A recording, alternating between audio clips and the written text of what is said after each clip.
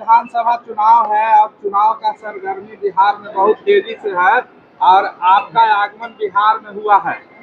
सबसे पहले जितने आपके दर्शक हैं सबको मेरा नमस्कार प्रणाम है। 20 साल से बिहार बेहाल है, 20 साल से बिहार बेहाल है।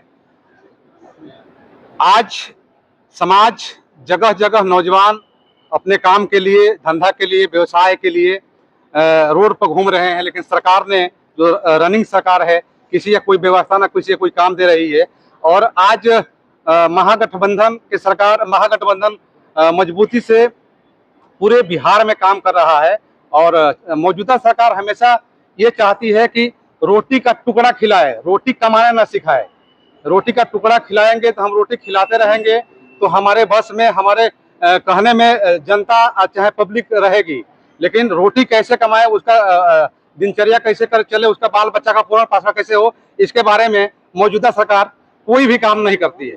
कितनी सीटों पे इस बार चुनाव लड़ेंगे आप? देखिए, अधिक से अधिक सीट होगा और बहुत जल्दी जानकारी होगा। आज से कल तक हमारा प्रेस कॉन्फ्रेंस होगा, हमारे सुप्रीमो अभी जाहिर कर देंगे। आज से कल तक हम प्रेस कॉन्फ्रेंस करेंगे, तब क्लियर कर देंगे। तो लगातार आप लोग मुकेश सहनी जी को उप मुख्यमंत्री बनाने की मांग कर रहे हैं, क्या लगता है पार्टी आप लोग की बातों को मान रही है? बिल्कुल बिल्कुल, मानने के तैयार। क्या घोषणा होगा अभी लगभग आज तो नहीं, लगभग कल घोषणा हो जाएगा और हर पार्टी मानने का तैयार है। डिप्टी सीएम बनेगा माननीय मुकेश सहनी। मल्लाह समाज को सर कितना सीट जो है इस बार नहीं, संतोषजनक हमारी बात हुई माननीय मंत्री जी से। संतोषजनक निषाद समाज को टिकट दिया जाएगा, लड़ाया जाएगा। जहाँ जहाँ मजबूती से हमारे समाज के लोग तैयारी किए हैं वहाँ लड़ाया जाएगा। कुछ दिन पहले सर वीआईपी से आप जो है नाराजगी भी दिखा जा रहा था, अभी कैसा चल रहा है सर? अरे कुछ नहीं, नाराजगी तो पारिवारिक नाराजगी था, बाकी ऐसा कोई नाराजगी नहीं है।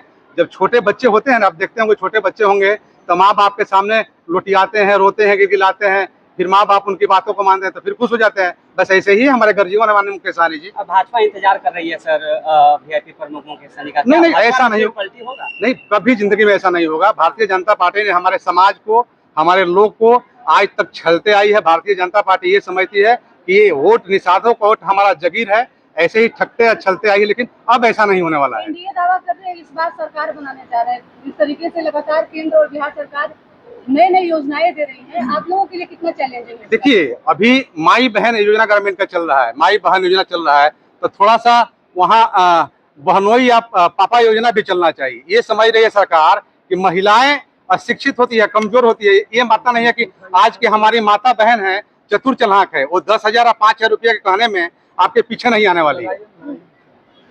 इस बार सर क्या चीज से प्रचार करने जा रहे हैं सर, कैसा रहेगा प्रचार इस बार? नहीं, प्रचार तो हेलीकॉप्टर भी घूमेगा, क्षेत्र क्षेत्र में हेलीकॉप्टर घूमेगा, जहाँ जहाँ हमारे प्रत्याशी होंगे हेलीकॉप्टर से भी हम प्रचार करेंगे, बाई रोड भी प्रचार करेंगे, डोर टू डोर प्रचार करेंगे। मजबूती से सर प्रचार करेंगे और मजबूती से हम सरकार बनाने जा रहे हैं 2025। क्या लगता है सर इस बार जो है आप चुनाव लड़ने जा रहे हैं? नहीं, हम चुनाव लड़ेंगे नहीं, हमारी जिम्मेदारियां काफी है। अब देखिए, इतने पूरे प्रदेश को देखना है, हम एक विधानसभा में कहीं सीमित हो जाएंगे तो पूरे प्रदेश को कौन देखेगा, तो पूरे प्रदेश में देखना, इसलिए हम इस वक्त चुनाव नहीं लड़ रहे हैं। क्या राजा राम बिंद जी के आने से बिहार में बिंद समाज एकजुट हो जाएंगे? नहीं, राजा राम बिंद जी के आने से बिंद ही समाज नहीं, निषाद समाज में जितनी हमारी उपजातियां होती है, चाहे बिंद हो, मल्लाह हो, केवट हो, बेलदार हो, नोनिया हो, सभी लोग मानते हैं और सभी लोग एकजुट है।